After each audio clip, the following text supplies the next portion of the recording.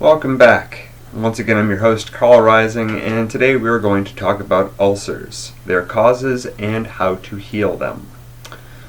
Now, an ulcer is an ulceration, a bit of damaged tissue on the lining of the stomach. And what most people don't know is that it's usually caused by a bacteria known as H.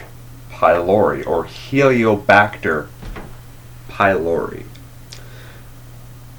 Now, this particular microorganism, in a small percentage, has a symbiotic relationship with us and is found in the stomachs of about 70% of people. But when it overgrows, it's no longer just a bacteria that metabolizes fat and helps us scam a little bit of fat-soluble nutrition quickly off of our food. It becomes a parasite. It ends up telling us that we really should eat more of these fatty foods, especially hydrogenated oil-filled foods. So we get chemical signals from our microbiome all day long telling us what they crave. Now, when the H. pylori becomes overgrown from too much fat and not enough factors in the diet that lend towards good quality stomach acid to keep it down, it overgrows. And when it overgrows, it produces more of the protein pump inhibiting compound that it produces to survive the caustic environment of the stomach. It's the same kind of compound that you'll find in medications, whether prescription or over-the-counter, that are usually given for acid reflux and indigestion symptoms. Those would include things like omeprazole, Prilosec, ranitidine. These are just things that end up terraforming our stomach and making it a better environment for H. pylori. Once people stop taking it, their symptoms are usually a lot worse than beforehand. When H. pylori is overgrown and then suddenly starved without strengthening the stomach acid immediately, then it will turn towards the next available source of fat, and that's your stomach lining. It will cause an ulceration in your stomach lining. It's very painful. It makes it very hard to eat. I've seen people suffer from ulcers where they go a week or so without eating anything, just laying in bed in agony. That's not good for you. You want to get on top of an ulcer. And the best way to get on top of an ulcer is to be able to eat the foods that you need to get back into good health. And to do that, a lot of people will use deglycerazide.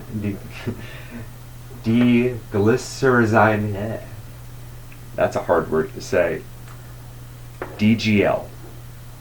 This is licorice that has had the compound in it, the glycerin that's in it, that affects blood sugar management, extracted.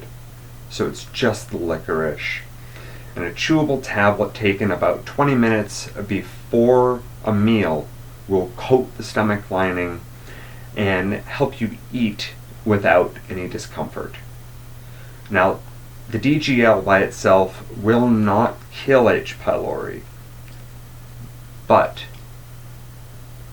mastic gum, which is the resin of the mastic tree and found quite easily in most supplement stores, will kill the H. pylori. People typically take one in the morning on an empty stomach. Sometimes they take one in the evening as well, also on an empty stomach, to help knock down that H. pylori population. To rebuild the stomach lining, aside from the licorice, we have bananas. Bananas have a natural mucus to them, and that will give your body the molecular resources it needs to rebuild its own mucosa. whether we're talking about the sinuses, the digestive tract, the urinary tract. It'll help you rebuild your mucosa, especially in the stomach, where the cells of your stomach are right there, able to grab it and utilize it. Now, of course, we need to reduce trans fatty acids, these large heated fat molecules that are just like a cud to a cow, to these H. pylori, something that they can just sit there and chew on and grow multiple generations off of. You want to cut those out of your diet. Now, I'm not saying switch to all carbs. I'm not saying switch to all simple sugars. Those will have their own issues and exacerbate this issue because they're going to foster a growth of candida, which will cut out your zinc and other mineral absorption, which prevents you from having quality stomach acid in the first place, which might have kept the H. pylori down at a symbiotic level. Now, once we've gotten our comfort, once we've killed a good amount of the H. pylori, then we can start strengthening our stomach acid. And a lot of people will do this using apple cider vinegar. Raw, unfiltered, unpasteurized, with the mother, which is the bacterial culture that produced the vinegar itself. If you don't see a cloudiness on the bottom of your bottle, if you don't see raw, unfiltered, unpasteurized with the mother on the label, you're buying a condiment, it's been cooked and filtered, and most of its medicinal quality is gone, especially the bacteria and the enzymes in that vinegar. That is ancient medicine. It has been used since the days of Hippocrates. He himself used it in many different dilutions. It's one of the closest things to universal medicine if you know how to use it.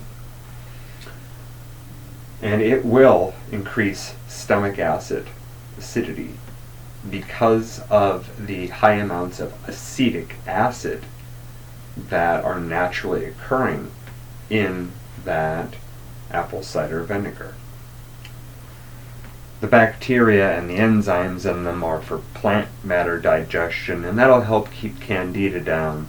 So that'll help keep one leg of this problem from getting worse and causing an exacerbation of the other.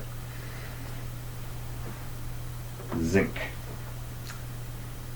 Zinc is a trace mineral that a lot of people are a little deficient in. And people will take it for immune support, for flus, for viruses of all sorts. But what most people don't know is that zinc helps with quality stomach acid. It helps with enzyme production in the pancreas. It helps with protein metabolism and production for healing the skin and the joints. Zinc is very important. And if we've had these problems, especially for a long time, when we're ready for it, once we have enough long-standing comfort, by long-standing I would say a week or two, then we're ready for the zinc. Right off the bat though, and you can mix this right away with the licorice, is bitter greens. Dark, bitter greens. Even romaine lettuce is a bitter green. Broccolis are a bitter green. Swiss chard, kale, even green apples. Granny Smith apples, which are about the only apple variety that we've had around for a short enough time that it's pretty much in its natural state. It's tart apple. Tart apples will help increase the acidity in your digestive and lymphatic systems, which are very helpful for keeping things functioning properly. And we don't eat enough bitter greens nowadays. We eat a lot of sugary and starchy. All this processed food, bread, sugary, all of this mess that just lends towards these issues. So if you have an ulcer or indigestion, you might have an H. pylori problem, and you might need some mastic gum if you're in pain. To be able to eat, start with the DGL. Change your diet accordingly. Incorporate things that add to the mucus production, but not overly ripe. A banana that's overly ripe has too many of its sugars broken down into a simple sugar state, and that will feed candida, and then we have that. I always think of this as a three-legged table, and if you knock one of these table legs down, that everything on that table's in a nice pitcher of water sitting there. You know, those cups you got there. I'm not a great artist. Anything you have on that table, all over the floor. We got zinc, candida, and H. pylori. I'm going to mention those three a lot in combination with each other, but for now, the important thing to know is that the levels of each of those three will affect the levels of the other. Thank you. I hope you found this video very helpful. Anyone who is in need of this information, I hope you utilize it and get a lot of comfort. I've seen a lot of people heal ulcers in just this manner.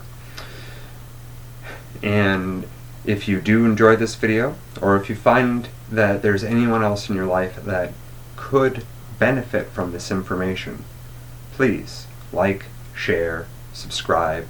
Feel free to donate down at the bottom here in the comment section if you would like to see me able to continue making these videos, and I would love to continue making these videos for all of you. Thank you very much. Good health, good day, take care.